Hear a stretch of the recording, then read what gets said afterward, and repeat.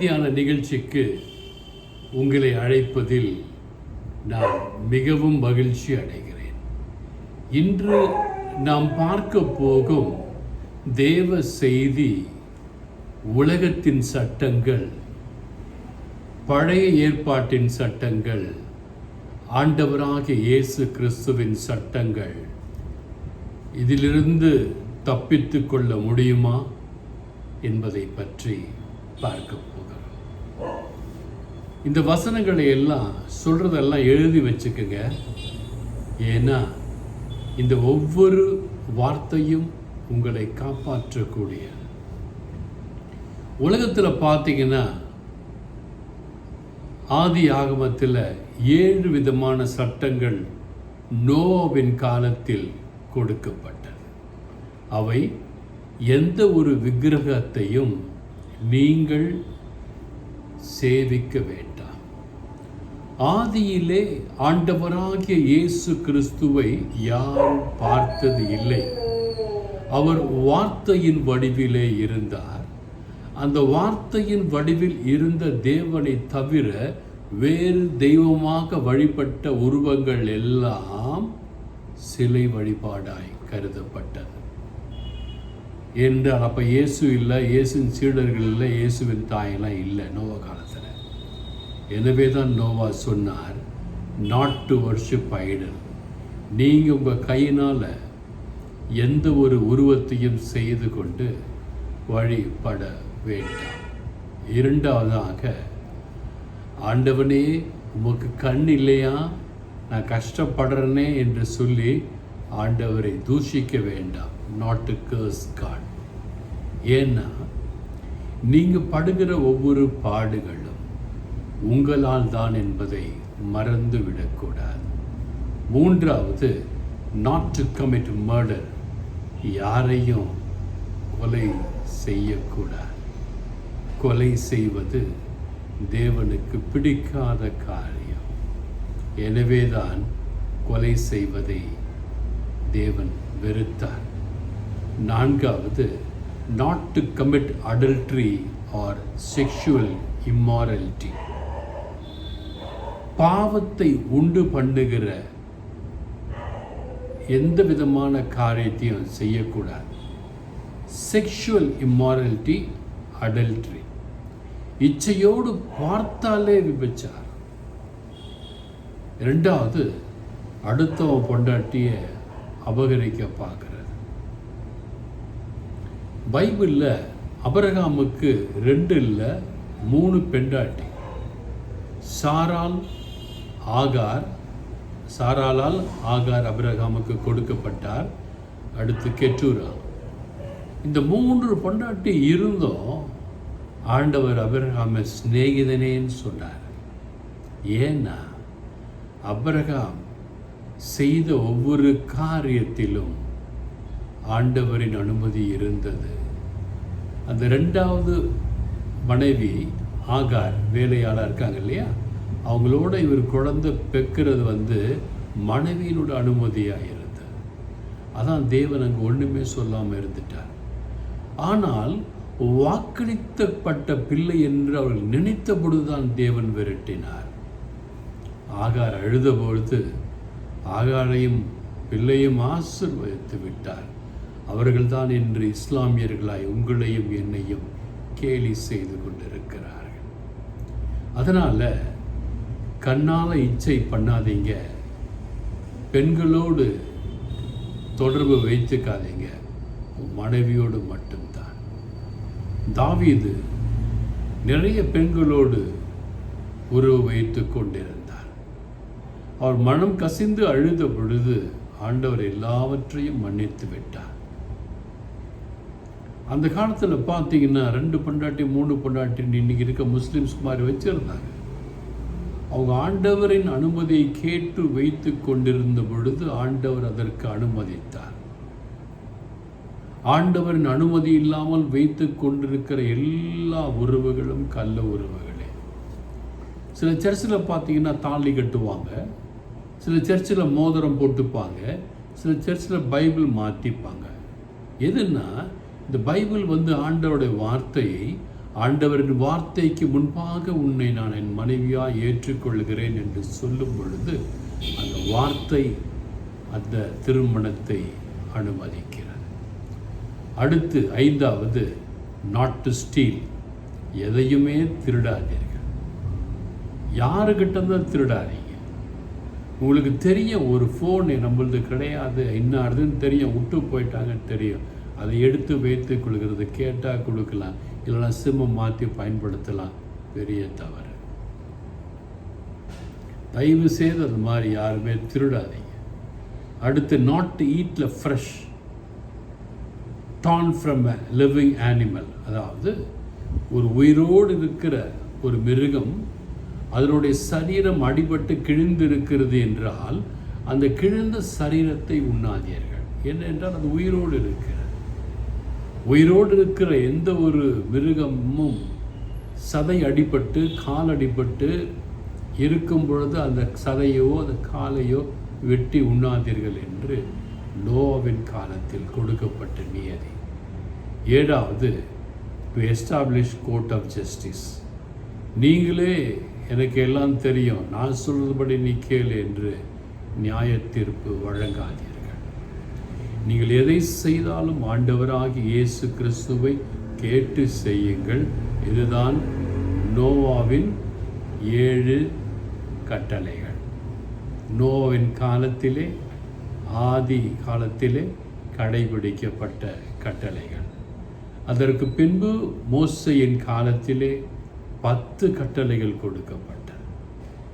எல்லாம் நினைச்சாங்க, என்னடா 10 கட்டளை அப்படின்னு. இந்த 10 கட்டளையும் நீங்கள் கடைபிடிப்பீர்களே ஆனால் நன்றுதான். இயேசு அந்த 10 கட்டளைகளையும் 2 கட்டளையாய் மாற்றிவிட்டார். அதையும் பார்க்க போகிறோம்.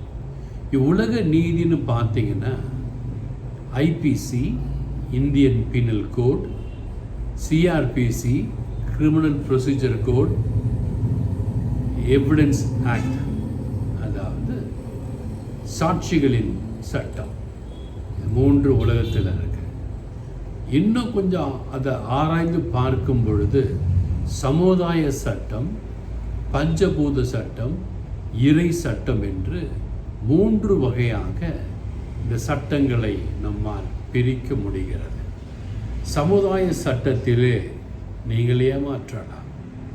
உதாரணமாக அரசியல்வாதிகள், ஏமாற்றுக்காரர்கள் 10,000 கோடி 20,000 கோடின்னு சம்பாரித்து வச்சுருப்பாங்க. அரசு நடவடிக்கை எடுக்கும் பொழுது வக்கீலை பிடித்து, நீதிபதிகளை பிடித்து, நீதியையும் நியாயத்தையும் தங்கள் பால் வாங்கி கொண்டு அவர்கள் தப்பித்து விடுவார்கள். ஆனால் இந்த பஞ்சபூத சட்டம் என்பது இவ்வாறு தப்பித்து கொள்பவர்களை இந்த பஞ்சபூதங்கள், 5 பூதங்கள், நிலம், நீர், காற்று, நெருப்பு சொல்கிறாங்க இல்லையா, இந்த 5 பஞ்சபூதங்களும் நின்று கொள்ளும், இயற்கை நின்று கொள்ளும். எப்படி என்றால், பணக்காரனுக்கு இருக்கிற நோய் இருக்கு பாருங்க, அவனால் ஸ்வீட்டு கூட சாப்பிட முடியாது. சில பணக்காரங்க பார்த்தீங்கன்னா ஏசியில் படுக்க முடியாது. சில பணக்காரங்க பார்த்தீங்கன்னா பேக் பெயினில் மெத்தையில் படுக்க முடியாது. இப்படி அவர்களால் எதையுமே அனுபவிக்க முடியாது. ஆனால் பணம் நிறைய கோடிக்கணக்கில் இருக்கும். ஏன்? அவன் மனைவியோடு கூட அவனால் இன்புற்று இருக்க முடியாது. இதை இயற்கை அவனை தண்டிக்கிறது. சில பெரிய பணக்காரங்க இருப்பாங்க, ஒரு பெரிய வெள்ளம் வரும், பூகம்பம் வரும், அவன் சொத்தை எல்லாம் அப்படியே அழித்து நாசமாக்கிவிடும். ஒன்றுமில்லாதவனை நடுத்தரில் நிற்பதை நாம் பார்த்திருக்கிறோம். நான் ஏன் உங்களுக்கு சொல்கிறேன் என்றால், நீங்கள் சமுதாயத்தை மாற்றலாம். பஞ்சபூதங்கள் உங்களுக்கு தண்டனை கொடுக்கும். பஞ்சபூத தண்டனையிலிருந்தும் நீங்கள் தப்பித்து கொள்வீர்களே, ஆனால் இறை சட்டத்திலிருந்து தப்ப முடியாது. ஏன் என்று சொல்கிறேன் என்றால், பணம் இருக்கும், நிம்மதி இருக்காது. பிள்ளைகள் இருப்பார்கள், பாசமாய் இருக்க மாட்டார்கள். இப்படி தெய்வம் அவர்களை நின்று கொள்ளும். இவ்வுலகத்திலிருந்து மரித்து போய்விட்டாலும் கூட அங்கே ஒரு நியாய தீர்ப்பு இருக்கிறது. அந்த நியாயாசனத்தில் அமர்ந்திருக்கின்ற இயேசு கிறிஸ்துவின் முன்னால் நீங்களும் நானும் அங்கு கை கட்டி பாவியாய் நிற்போம். எதை செய்தாலும் ஆண்டவரை கேட்டு செய்யுங்கள். சமுதாய சட்டத்தை ஏமாற்றலாம், பஞ்சபூத சட்டத்தை ஏமாற்றலாம், இறை சட்டத்தை ஏமாற்றவே முடியாது. அந்த இயேசு கிறிஸ்து மிகவும் நல்லவராய் இருக்கின்ற காரணத்தினாலே அவர் 2 சட்டங்களை பிரதானமாக உங்களுக்கும் எனக்கும் கொடுத்திருக்கிறார்.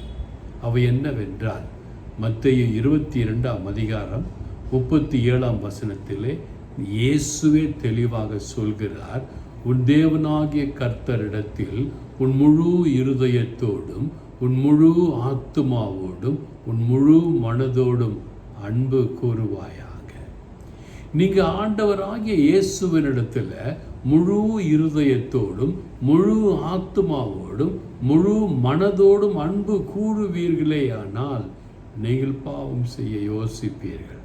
இந்த நோவாவின் 7 கட்டளைகளும் இந்த ஆண்டவராகிய தேவனுடைய வார்த்தையான தேவனுடைய மோய்சனுக்கு கொடுக்கப்பட்ட 10 கட்டளைகளையும் நீங்கள் மீறவே மாட்டீங்க. ஏன்னா இயேசு மேல முழு இருதயம், முழு ஆத்துமா, முழு மனதோடு அன்பு இருக்கிறது. அந்த அன்பு உடைந்து விடும். எனக்கும் இயேசுவுக்கும் உள்ள உறவு போய்விடும் என்று சொல்லி நீங்க பயப்படுவீங்க.